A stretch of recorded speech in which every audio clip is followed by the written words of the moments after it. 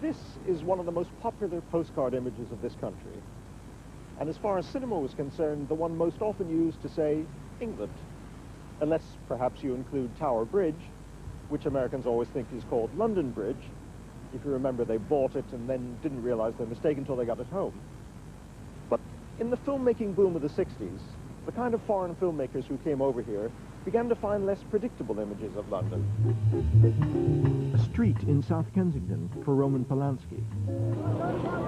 A biker's cafe for Sidney Furie. A park in Woolwich for Michelangelo Antonioni. A Fulham swimming pool for Jerzy Skolimowski. It was all part of an upsurge of interest in London as a place where something was really happening, rather than a place where very little had happened for quite a long time.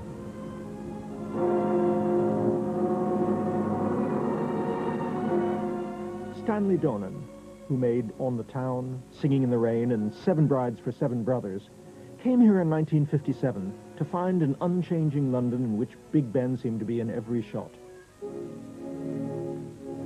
His Belgravia of palatial townhouses is straight out of the world of Herbert Wilcox and Anna Neagle, with permanent rain and fleets of servants with Etonian accents. Will there be anything else? No, thank you, William. Right you are.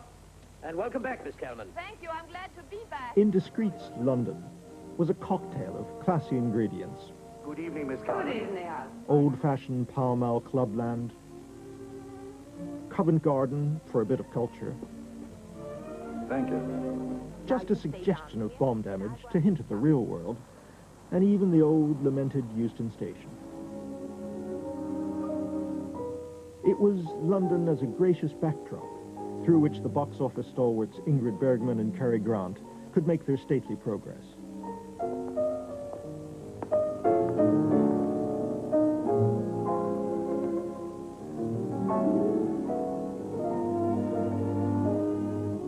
But then, the American audience, at which the film was principally aimed, had very fixed ideas of what England was like. Shall I see you to your elevator? Yes? That was the American image of London. English was thought of as culture. American film studios were afraid of England. They thought that it was the way the English spoke was foreign to an American's ear. They thought that it was too elegant, probably. That was before we had John Osborne and the kitchen plays. Well, there's no question that when we all saw Saturday Night, Sunday Morning, a new world was born. I mean, that was like Rossellini all over again. I mean, that had a reality and a grittiness, and it was a highly successful film. The queues around the block for Saturday Night and Sunday Morning coincided with Sidney Furie's arrival in this country, a young Canadian director longing to work in this new realistic style. But the film he brought with him in his luggage was a more immediately commercial proposition about sordid goings-on amongst the Beat generation. It was, however, an effective calling card. A Cool Sound from Hell was put on as a double bill with Saturday Night and Sunday Morning. Because of A Cool Sound from Hell, I got my first job. That first year in London, I made 4 movies. I made Dr. Blood's Coffin, Snake Woman, 3 on a Spree, and During One Night. And they were all 10, 16-day pictures. Snake Woman was 6 days.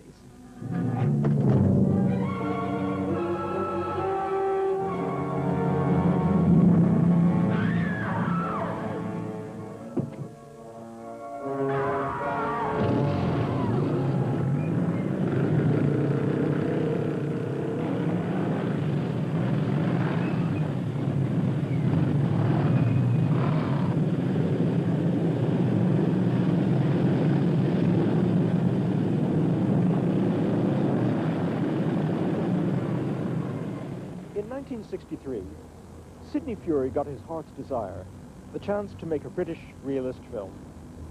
He came here to what was then the Mecca for bikers, the Ace Cafe, on the old North Circular Road. The producer, Raymond Strauss, was a stalwart of the exploitation films in which Fury had established himself. And the whole pitch of a film set amongst the fearsome motorcycle fraternity, and indeed a title like The Leather Boys, was certainly designed as a come-on. But Fury really believed in what he was doing. He wanted to give his film as much authenticity as possible. Because it had motorcycles, we went to the greatest cafe for motorcycles. It was on this circular road somewhere out somewhere. And I remember here you would rent it, you would put rope and you can't go here and you can't go here. We just shot it with all these people coming in and out. And this is the marvelous thing of Britain. They weren't going to show you they were interested. They were never going to watch or say anything. They would just walk through the shot. They wouldn't look at the camera. You do your shooting in the cafe, was not roped off. And I remember wherever we went, no one bothered us. We'd go to tough areas of near the docks. Everywhere, we just would shoot anywhere. We went to Butlins. We shot in a holiday camp without saying, you'll be an extra, just walk through. People just went about their business. Hey, Richie, I want to go on the word around. The thing then was, what's real? Where can you go shoot it? Go shoot it. Absolutely was an era, don't fake anything. There certainly wasn't a set there. Everything was where it was going to be. Night was night, shot at night. All these pictures dealt with the mundane, real things of what they called the working class, which before it would be a flat in Mayfair and a country weekend, and people would have to watch the upper class, the public school class, cavort around. I remember in that picture, they had a wedding, and they didn't have a car. They waited, and they got on a bus and went off on their honeymoon, and a bus came, and we just shot on the bus. We couldn't hire a bus and say, oh, here's our own bus. It was just a real bus. And then you'd get off, and a car would run you back for take two on another bus.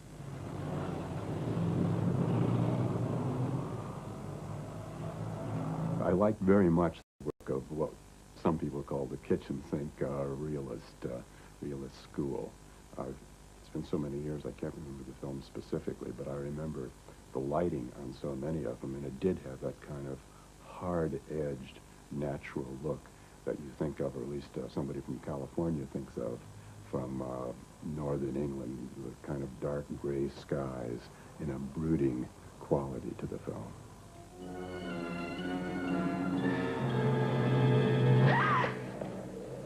When Roger Corman came to England in 1964, realism was the last thing on his mind. He was the maker of a string of successful low-budget Edgar Allan Poe horror films, whose hothouse atmosphere had been created almost entirely in the studio. He'd been lured to England by a peculiarity in the costing procedure at British studios, whereby existing sets were thrown in with a rental charge. It's a wonderful system. It doesn't appear on the balance sheet. When you rent space at a studio, included in the space is the use of at least the scene dock for nothing. The scene dock is where the sets from previous films are stored. And I remember when we did Mask of the Red Death, they had recently finished shooting a very big picture. It was either Beckett or A Man for All Seasons. And when I looked through the scene dock, which I normally do because my pictures are somewhat inexpensive and I want to take advantage of it, I was amazed. These wonderful, just wonderful set pieces were in storage there. And I realized I was going to be able to get sets far, far bigger than anything I'd had in the United States, and the only thing that appears on the balance sheet is just the cost to the men of pulling the set pieces out of the scene dock and assembling them.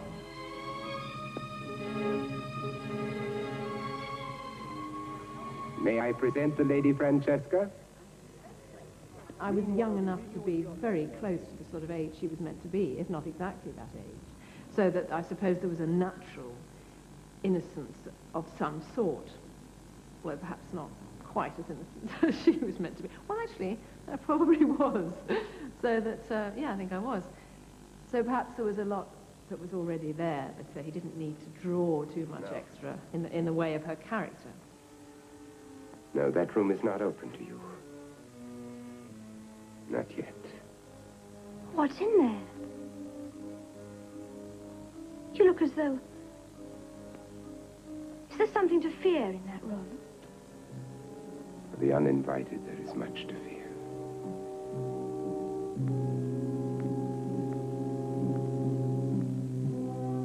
I had to drive the crew. I mean, because I really enjoyed it, but it just didn't let up. The energy was gigantic. I mean, just amazing energy. I mean, like a hyperkinetic kid on a sugar binge. I mean, it was really just astounding. Thinking, wanted to buy the sets as he shot them to write another story to involve that set. And over here, why won't we? I think the crew was a little bit taken back by the pace with which I worked, but it was the way I like to work. I don't like to sit idle on the set. He hid in the gantry when Caillou de Cinema came to interview him. He ran up, we had a camera position, up with the lamps, and he was hiding. Have they gone yet? We've got to get on with it.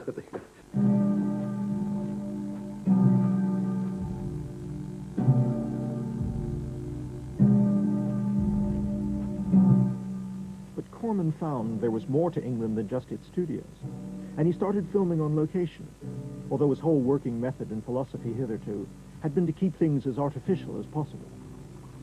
I did not want to show reality. On this picture, The Tomb of Ligeia, I deliberately broke my own theories, even though I believed in them, on the basis I was tired of shooting one way, and I thought I would experiment with shooting in natural location. This was an old abbey in Norfolk that we shot in. Oh, damn me if I ever drink with Squire Daniels again. Bad breeding only exceeded by worse whiskey. From Mr. Fells. I think the difference between English and American culture is interesting to both sides, so I found myself putting in what I interpreted as some aspects of English culture into what was essentially an American film. I did some sort of research as to exactly how fox hunts were, I shouldn't use the word staged, but how to stage them, because I had no idea, but I think this is reasonably accurate.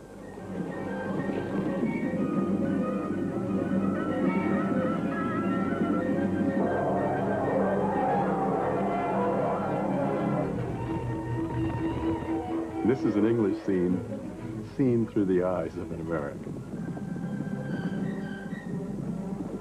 But some foreign filmmakers came here in much more precarious circumstances.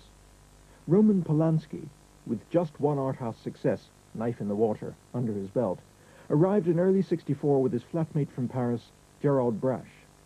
They stayed with a Polish friend, Jean Gutowski, an aspiring film producer. We needed some bread. We had to live, you know. Gerard, myself, Jean Gutowski needed to make a picture. So we had to come up with something which had chances of being accepted. Therefore, we thought of a kind of horror film. I had Deneuve in mind all the time as we were working on it. I knew that there would be pressure to use an English actress, but I thought she was the right type for that role. And she lives in London. I didn't know what would be the right place, what would be the accent, who was she.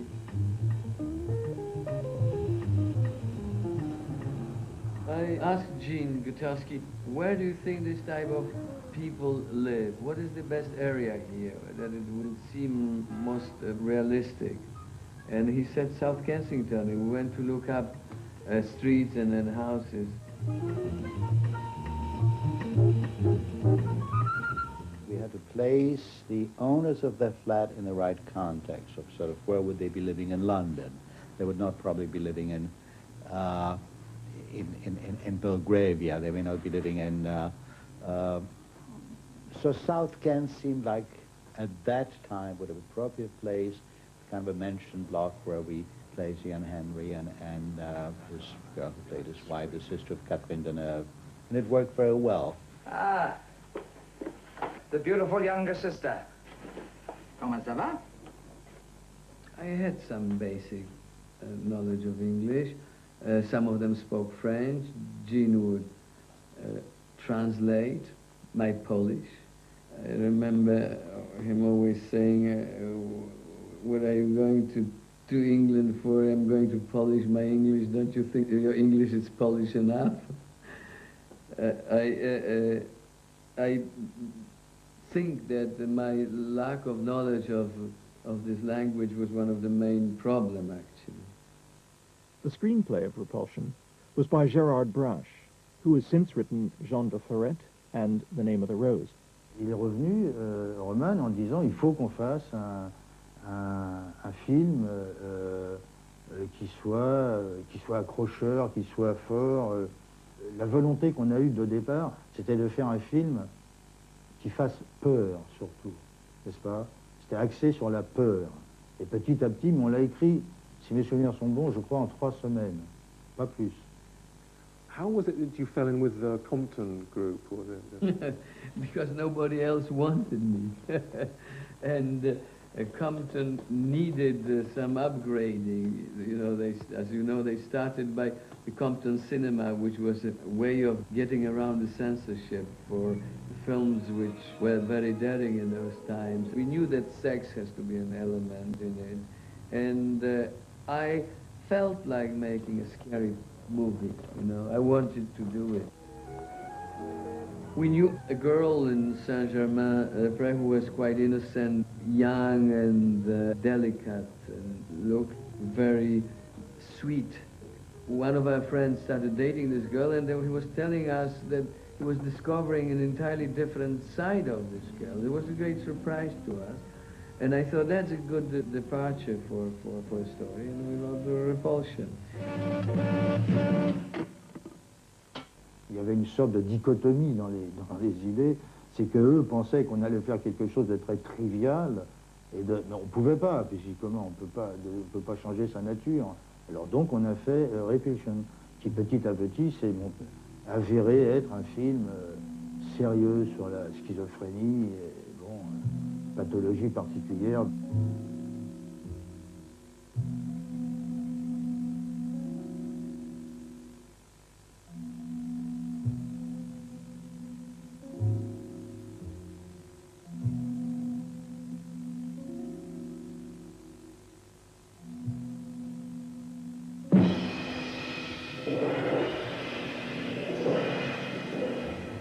Catherine Deneuve surprised everybody in August 1965 by pulling herself together and marrying photographer David Bailey after an 8-week affair. The ceremony at St. Pancras Town Hall joined together the 2 reigning monarchs of the in crowd. She wore a little black number, and he wore jeans and a blue polo neck. It was, as one newspaper pointed out, a bad day for the brothers Moss.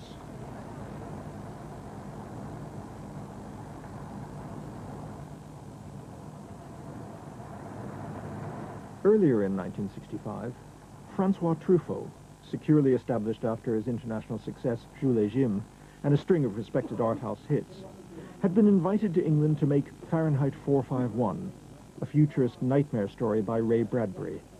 A vital part of the package was Julie Christie, now a developing international star with her Oscar for Darling behind her.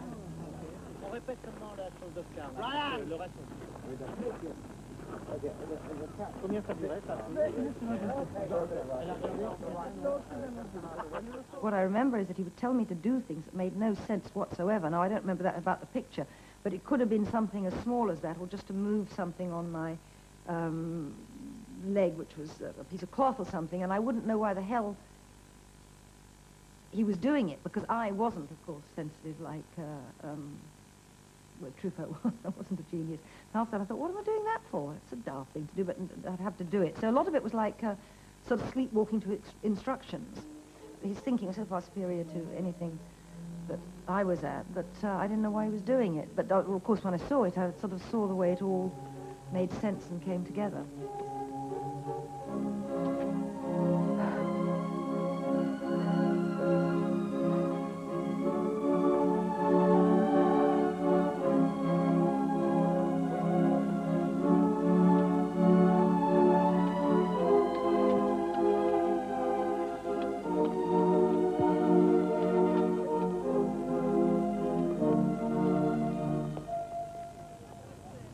fierce irony of Fahrenheit 451, a film about burning books in a police state, didn't set the public imagination alight, and Truffaut never made another film outside France.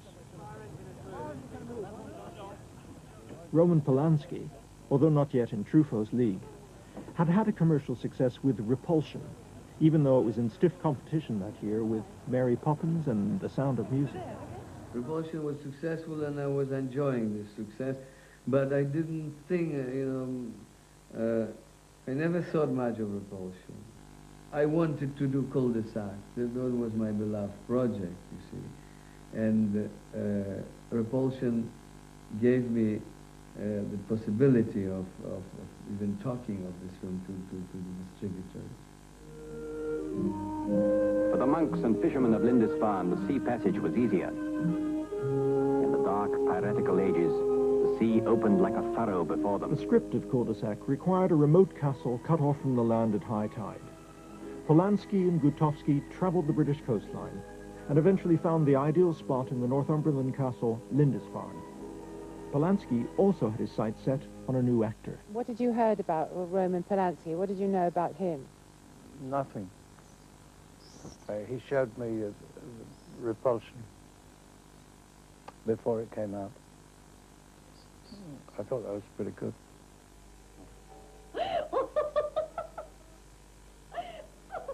I am lovely.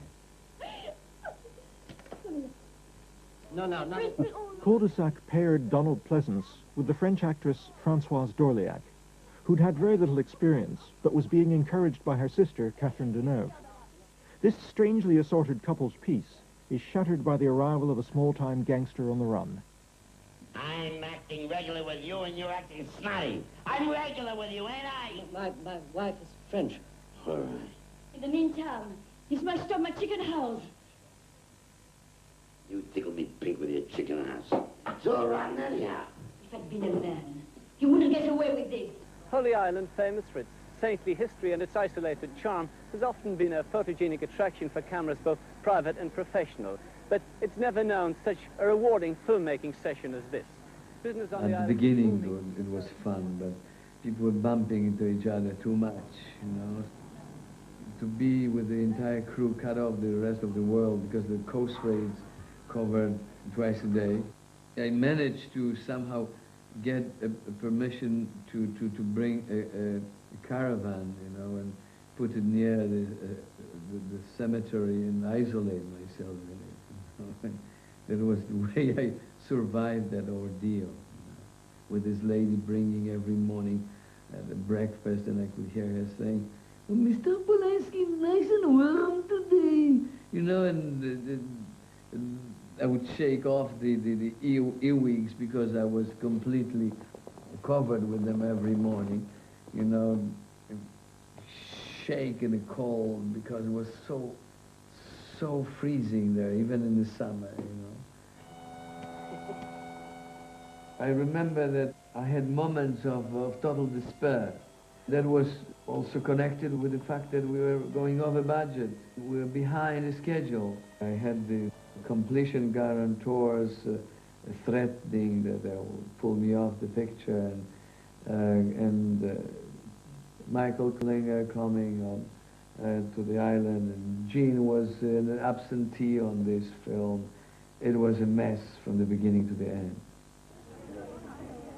But by the time Polanski appeared at the London premiere of Cul-de-sac with a new friend, Sharon Tate, the horrors of Lindisfarne seemed far behind.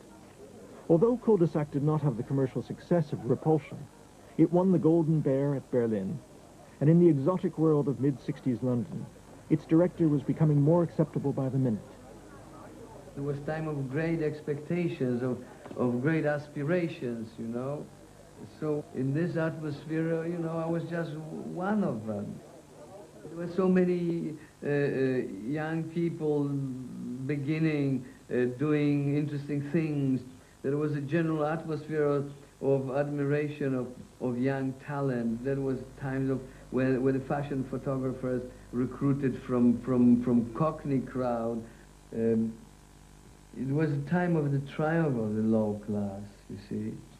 There was a time where people in Gene started driving Rolls Royces. You know, the whole crowd of filmmakers, musicians was mingling. You would meet those people, if not daily, weekly, on all kind of night spots or fashionable restaurants. People were talking all the time in coffee bars and in pubs and bars and stuff, and it was a lot of dialogue going on and a lot of interest and a lot of new ideas coming forward and people talking all the time. And I thought, you know, it was very evident to me. You know, it was like one of those kind of sepia photographs that suddenly leaches into color, and suddenly it was color. You know, there was this music. And just the music alone, I think, you know, every day there would be a new group. You know, it was a new group like the Beatles or the Who. But every day, you know, we were hearing them for the first time.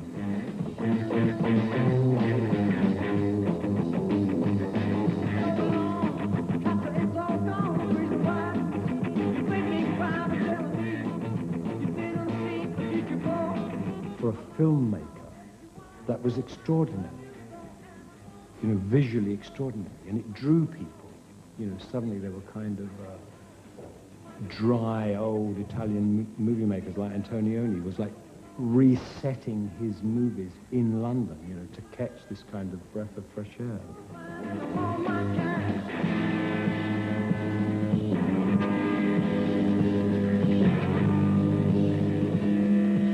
Sì, in fondo potevo farlo anche a New York o a Parigi. A Roma no, perché a Roma questi personaggi, il film è la storia di un fotografo di moda, e a Roma non sono così importanti come a Londra, per esempio. Credo che Londra in questo momento sia la città che offre proprio il background giusto a una storia di questo genere. Ecco, ma perché secondo te Londra è venuta assumendo questa caratteristica un pochino di avanguardia, cioè svolge il ruolo che era quello una volta tradizionale di Parigi?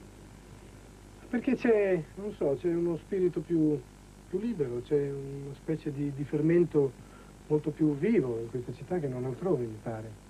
He wrote Blow Up for me. I mean, he met me and I gave him, I didn't say to him it's a good idea to move to London, but when he met me, he saw in me this new kind of flower, you know. So he changed his screenplay from an Italian fashion photographer in Milano to a kind of David Bailey portrayed by Terence Stamp in London. I went to meet him at the Savoy, and I walked in, and he looked at me, and he went, and I said, he said, you look wrong. I said, he said, you're too young and too... I said, well, I look sort of different on screen, as actors will. You know, I gave the pitch. I'm trying to get to him somehow, but still it was this. Anyway, he decided to test me for the role. And we went to John Cowan's studio in the downstairs portion, and we set up the camera. Reg, let's have some noise, can we?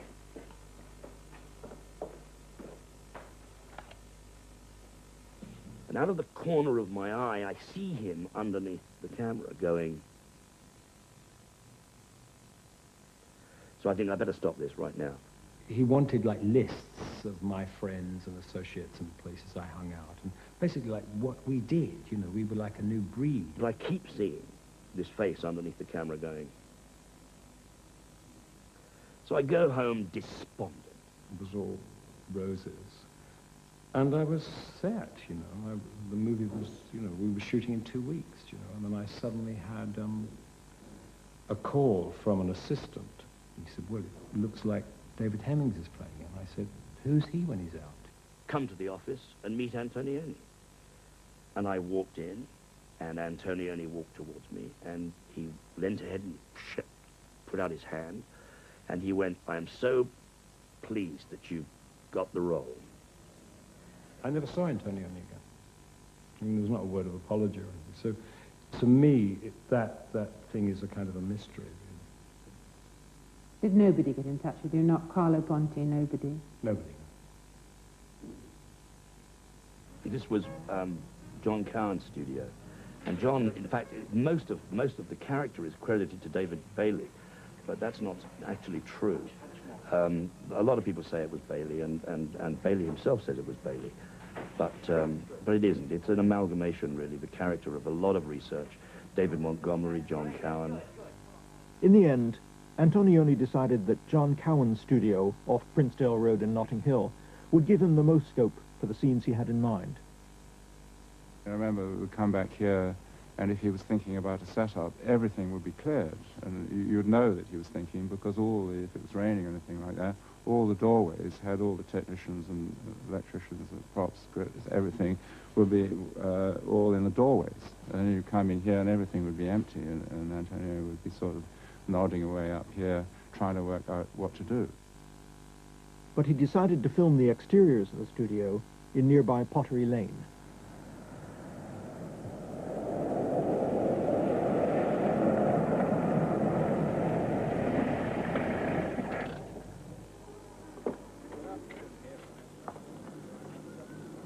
So Pottery Lane was quite interesting because that was all full of, like, mews, all full of old garages and half-empty workshops, and it had a certain look to it that actually about matched the interior of this place.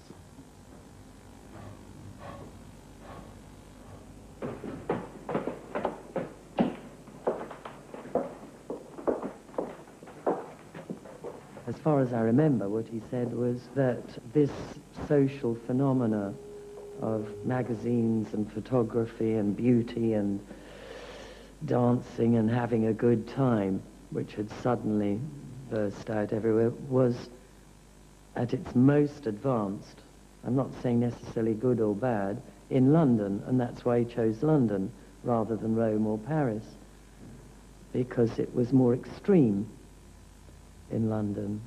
Vanessa Redgrave ha lavorato per la prima volta con Antonioni. Quali sono le sue impressioni? Ho sempre cercato di lavorare con quelli che mi insegneranno, ciò vuol dire quelli che posso rinunciare al mio giudizio delle cose, degli eventi, dell'interpretazione. You would say, you lean forward, you pick up the glass, you put it up to your eyes, and you take a sip. And you put it down, tack. And I would go, using normal actor's license, okay, you pick up the glass, you do this, and you take a sip, you put it down. He would say, no. You take it like this, you bring it up here, you take a sip, you put it down, tack. That was the way, and that's why when people ask me about my performance in Blow Up, I always say that saying you like my performance in Blow Up is a bit like saying you like the color yellow in a Van Gogh. In an undistinguished and already redeveloped corner of Woolwich, Ashton Gorton found the location for one of the most memorable scenes in the film.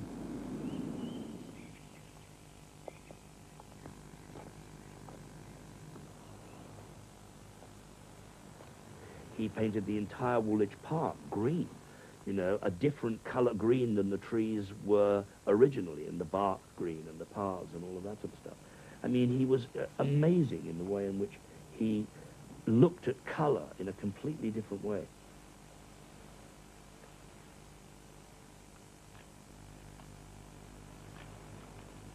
When we came here, all the roads down the pathways were sort of red, dust, and the thing was rather bitty. So, I mean, we painted all the roads black, the fences green, all the railings that were here, and in the park as well, and all the roads, because it was very bright and they jumped. We might even have painted the grass.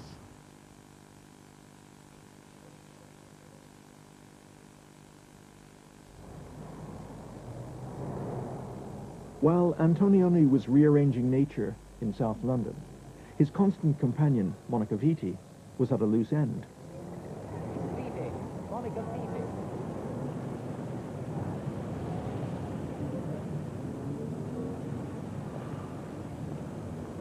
Londra era bellissima in quel periodo, bellissima, bellissima, perché si sentiva tutto quello che stava esplodendo musicalmente, e si sentiva una trasformazione dei giovani. Questo era incantevole. So we took off for Piccadilly and Carnaby Street. Perché c'era un modo diverso di vivere, di cantare, di recitare, di muoversi per le strade, di comprare, di vestirsi. Era una Londra così viva, così in fermento, così esplosiva. Well, this is a sort of one of our Victorian junk shops. Entravi in un negozio e trovavi delle cose antiche, ma senza l'aristocrazia e il rispetto che si ha per le cose antiche. Per noi italiani, per me, andare a Londra si pensava estremamente, così immaginavo che fosse una città estremamente severa, estremamente snob, estremamente... E invece ho trovato una città viva come raramente si possono trovare, una città piena di novità, di fantasia. About the diamonds. Oh, about breakfast. Monica Vitti's own venture into the trendy world of mid-60s filmmaking was rather less fortunate than Antonioni's. I have Willie Gadd. And you're also working for Her Majesty's government. She was to play the comic strip action woman Modesty Blaze. Antonioni had liked the idea and even vetted the director, none other than Joseph Losey. Michelangelo ha detto, ovviamente talmente bravo Losey, è talmente curioso, il personaggio è divertente, l'idea, dunque è tutto positivo. She was to be partnered by Golden Boy Terence Stamp. Who's the bird with the beady eyes? The studio was rather hoping for a female James Bond. That's what they were hoping for. Losey was hoping to make something different, which indeed he did. The film, incidentally, was incredibly badly received at the time.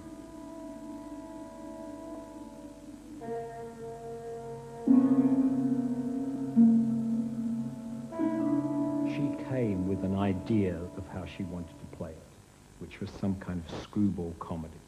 And because she wasn't naturally a physical girl, she couldn't do the physical stuff. She just felt uncomfortable. She's like one of those girls that as you go to kiss them, their elbow goes into your eye. Era una situazione molto difficile per me e lui mi ha molto aiutato. E io spero proprio che lui mi ascolti in questo momento, che gli mando un bacio, ancora un altro. Yeah, I got back to England in the early 60s, and I'd been in America and doing a lot of television. And when I came back to England, I'd been 9 years away, and I noticed so many changes.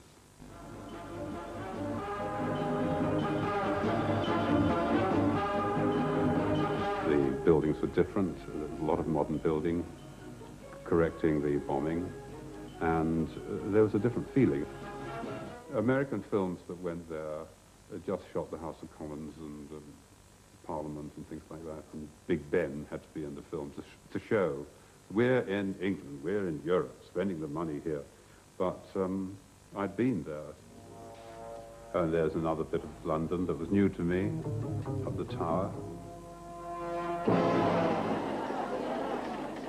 David Green's intelligent swinging London film, Sebastian, reflected the excitement of the 60s communications revolution, but was also essentially a Cold War story about the extraordinary efforts put into breaking the codes of Eastern Bloc radio signals. This was also an excuse to show roomfuls of beautiful and presumably extremely brainy young women who were doing the code breaking. The Russians had put up something that was called a Sputnik, so we involved that in it. There was a scene in a boutique where Dirk Bogarde had to sit there idly watching his girlfriend get fitted. And of course there was the party where they slipped Dirk Bogarde some LSD in his champagne and he wanted to jump off the roof. Are you on something, old boy? Good Lord, this chap turned on.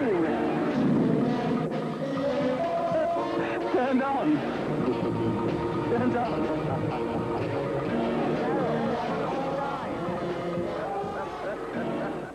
I thought David had overdosed on everything known to man and God and everybody else. And David told me he'd overdosed on LSD very heavily. and he might be difficult to work with. Well, I mean, he was a perfectly sweet young man. I liked him quite well. But I didn't know what the hell he was talking about, and I just did what I was supposed to do. I thought it was okay. I was 14. I was doing the same drugs, listening to the same music. I went to the Roundhouse, which was a big discotheque in those days, and saw the Pink Floyd, and sometimes they had two bands going at once, and they had sheets all around the ceiling with about 6 different movies being projected silently on these, and then in another room there was a foreign movie being shown. People sit on the floor and watch that.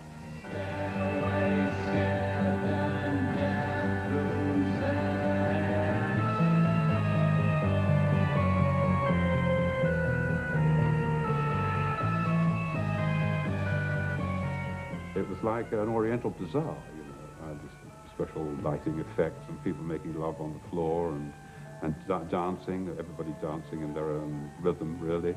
People were so stoned, it was wild.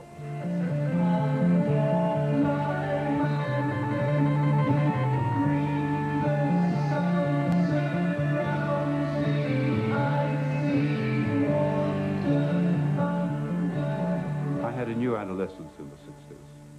I was reborn. Someone else who bought the late 60s lifestyle in a big way was the Polish filmmaker Jerzy Skolimowski. He wanted to make a film about the London scene, but as an outsider, he thought it safer to set his story in the closed world of municipal swimming baths.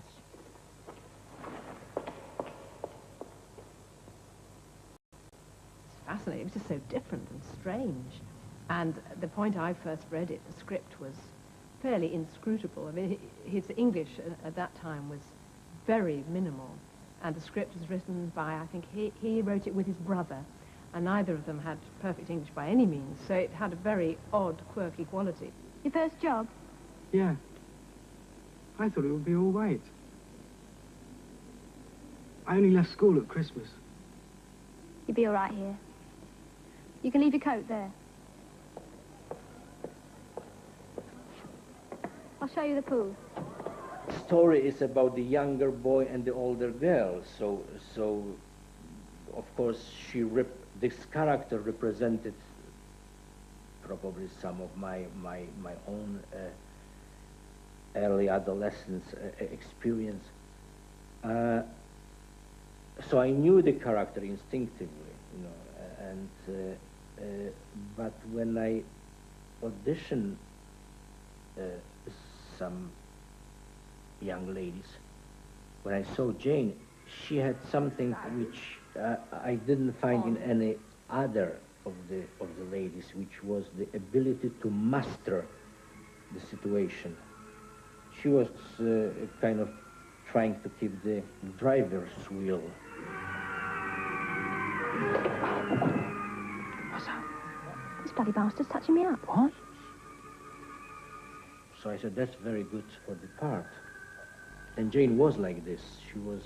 She had a very strong character. Probably if my English would be better, we could have got into arguments. He came round to my flat to have a look at clothes and things, to see if we should use some of my own clothes. And he said later, as soon as he saw the mess that my shoes were in on the floor of my cupboard, he knew immediately what type I was. And I mean, he would have liked to stay, I know, and sort all the shoes out and have them all in little bags labelled.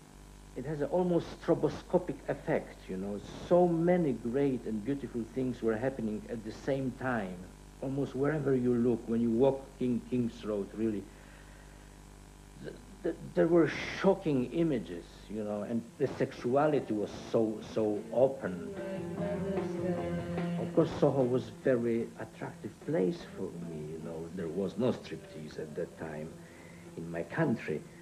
So suddenly, you know, all those strip joints and the girls walking here and there and the pictures and this and that was, again, a kind of stroboscopic effect. Film show too, sir. You find it very educational. Hot dog, please. With mustard?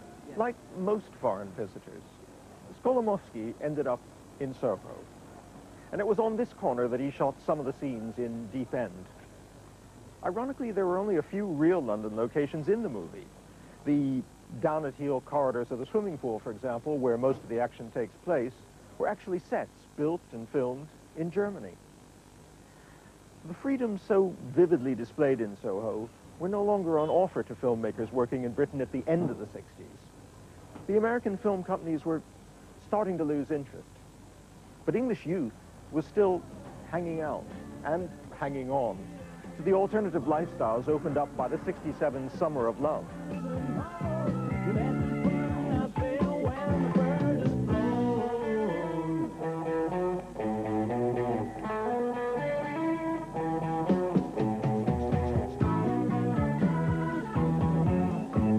The energy was there. I think that was the peak of the pop music. It never reached such an intense value in everybody's life. You know, you heard that music, you lived with it, you know, you were swinging with that music. It was all my hippie youth, really. That is, my hippie 40s when I was an overgrown teenager, and it was all there. It was a love-in. And the 60s, for me, was a love-in. I think the peak was the summer of '69. That was, well, at least for me. I felt it the most intense. And somehow I felt that the world is going to be different than it actually turned to be. If you want to find out more about BBC4 programmes, sign up to the newsletter at bbc.co.uk/BBC4. Next, witness the wit and wisdom of Clive Anderson, Phil Duputus, Joe Brandt and Alan Davis as Stephen Fry hosts the panel game that grabs you by the grey matter in QI.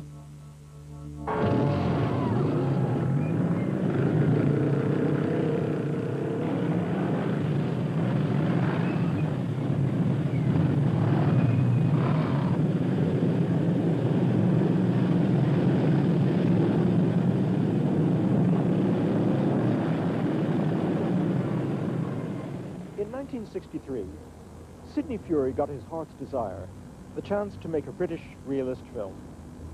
He came here to what was then the Mecca for bikers, the Ace Cafe, on the old North Circular Road. The producer, Raymond Strauss, was a stalwart of the exploitation films in which Furie had established himself, and the whole pitch of a film set amongst the fearsome motorcycle fraternity, and indeed a title like The Leather Boys, was certainly designed as a come-on. But Furie really believed in what he was doing. He wanted to give his film as much authenticity as possible. Because it had motorcycles, we went to the greatest cafe for motorcycles. It was on this circular road somewhere out somewhere. And I remember here you would rent it, you would put rope and you can't go here and you can't go here. We just shot it with all these people coming in and out. And this is the marvelous thing of Britain. They weren't going to show you they were interested. They were never going to watch or say anything. They would just walk through the shot. They wouldn't look at the camera. Stanley Donen, who made On the Town, Singing in the Rain, and 7 Brides for 7 Brothers, came here in 1957 to find an unchanging London in which Big Ben seemed to be in every shot. His Belgravia of palatial townhouses is straight out of the world of Herbert Wilcox and Anna Neagle, with permanent rain and fleets of servants with Etonian accents. Will there be anything else? No, thank you, William. Right you are. And welcome back, Miss Kelman. Thank you, I'm glad to be back. In discreet London was a cocktail of classy ingredients. Good evening, Miss Kelman. Good evening, Al. Old-fashioned Pall Mall clubland, Covent Garden for a bit of culture. Thank you. Just a suggestion of bomb damage to hint at the real world, and even the old lamented Euston Station. It was London as a gracious backdrop, through which the box office stalwarts Ingrid Bergman and Cary Grant could make their stately progress.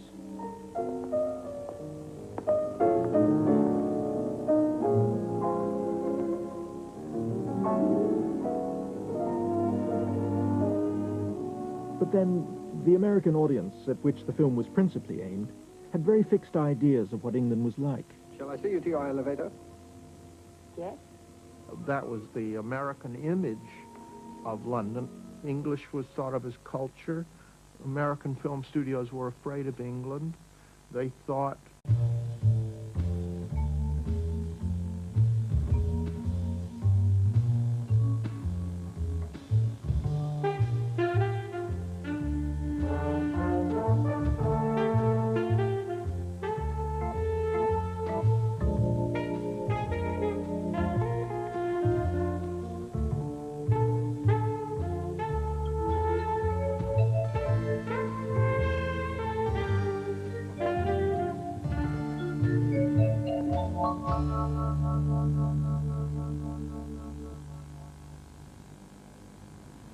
this is one of the most popular postcard images of this country.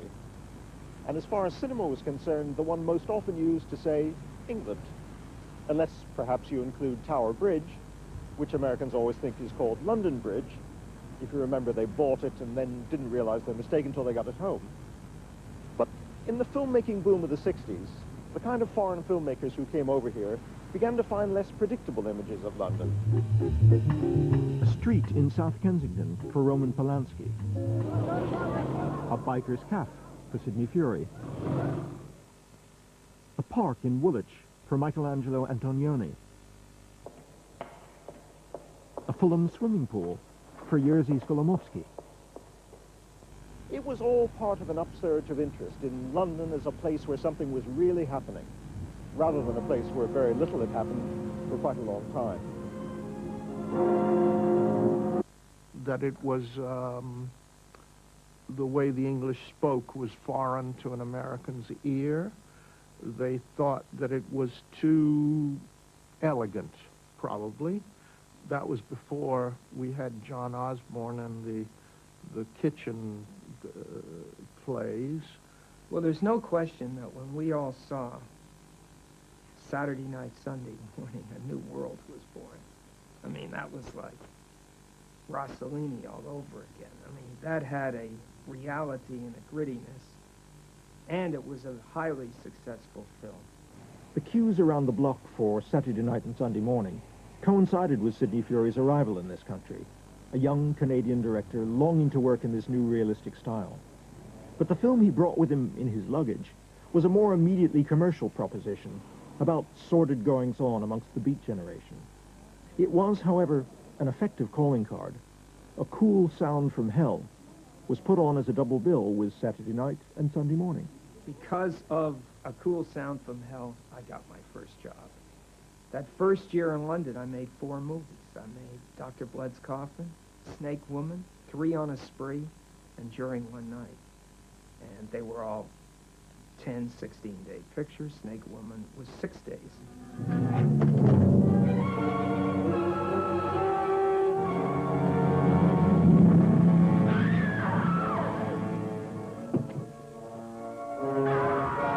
You do your shooting in the cafe, was not roped off. And I remember wherever we went, no one bothered us. We'd go to tough areas of near the docks. Everywhere, we just would shoot anywhere.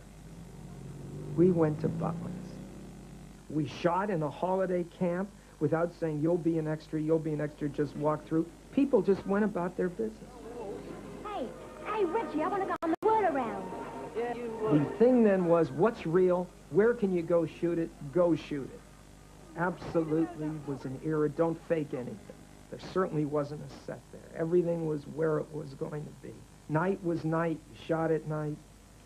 All these pictures dealt with the mundane, real things of what they called the working class, which before it would be a flat in Mayfair and a country weekend, and people would have to watch the upper class, the public school class, cavort around.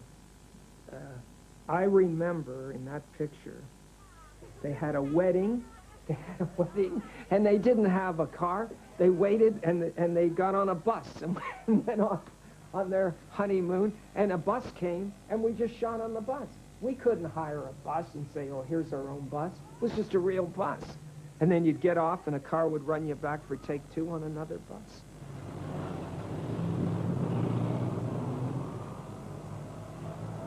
I like very much the work of what